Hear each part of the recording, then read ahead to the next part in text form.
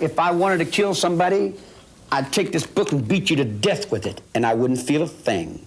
This document presents an analysis of the 7 most notable and controversial statements made by Charles Manson in various on-camera interviews. These statements offer insight into Manson's mindset and personality, providing a basis for understanding his notorious legacy.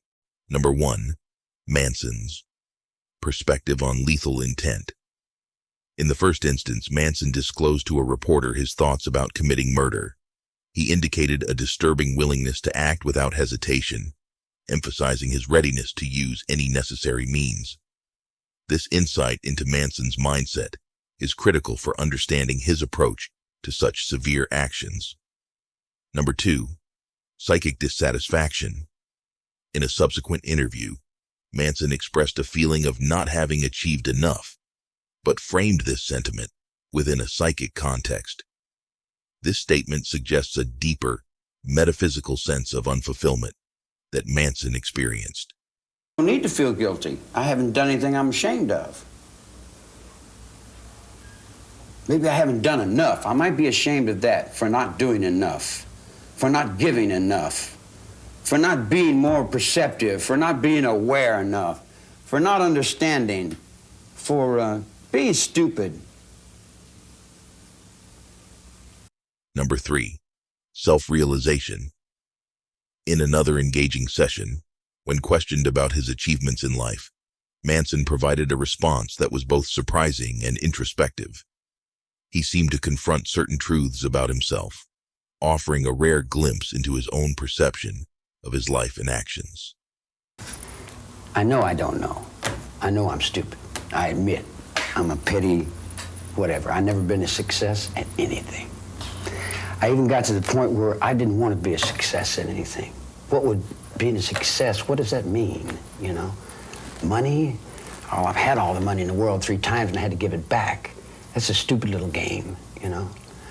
My awareness and my consciousness is not the same as somebody that goes to school and has a mom and dad.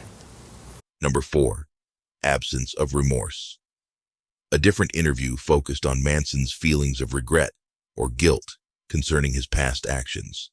His response was startling, as it highlighted his emotional detachment and a notable lack of empathy, factors critical in understanding his behavioral patterns. In this book, it's clear that you were guilty of murder, and yet he says in all his conversations with you, he never heard you express remorse. Have you never felt it?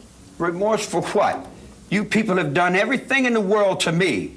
Doesn't that give me equal right? I can do anything I want to you people at any time I want to, because that's what you've done to me. If you spit in my face and smack me in the mouth and throw me in solitary confinement for nothing, what do you think's going to happen when I get out of here? Number 5. Questioning self-identity. When asked to define himself, Manson's answer was perplexing and indicative of a severely distorted self-awareness. His manner of responding suggested a significant disconnection from a coherent sense of self. People look at you today, 20 years later, and they still have no idea what you're about. Tell me in a sentence who you are.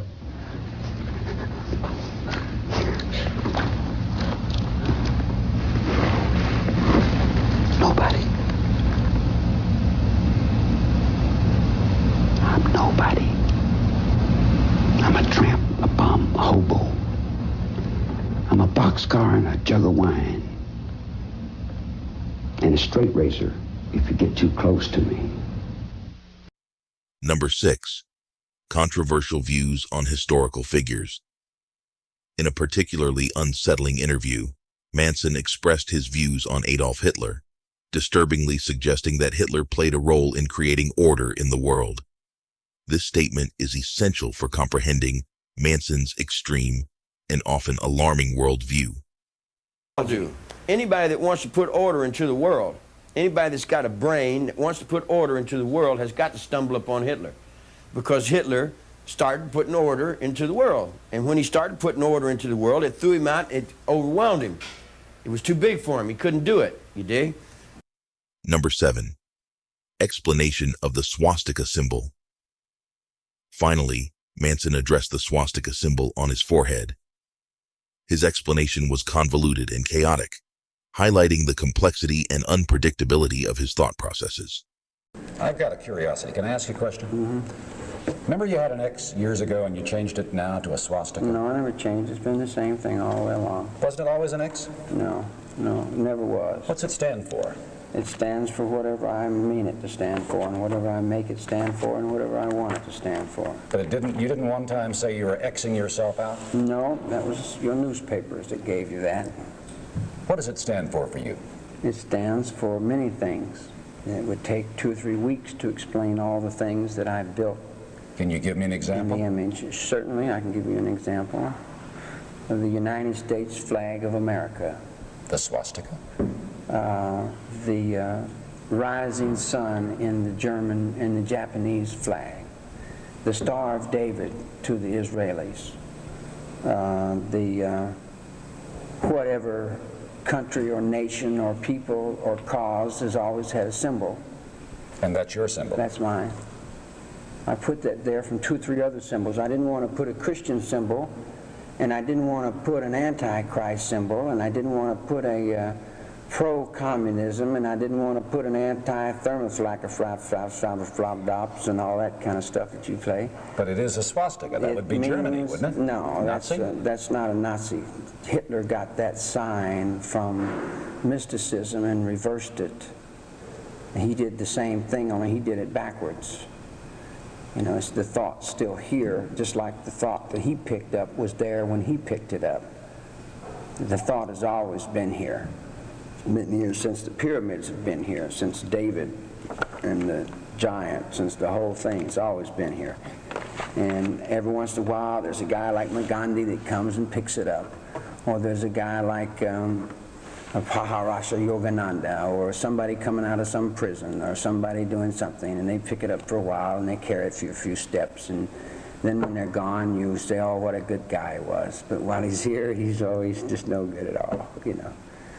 Each of these interviews contributes to a comprehensive understanding of Charles Manson, shedding light on the psychological and ideological factors that influenced his infamous actions. This analysis is pivotal for those seeking to grasp the intricacies of Manson's character and legacy.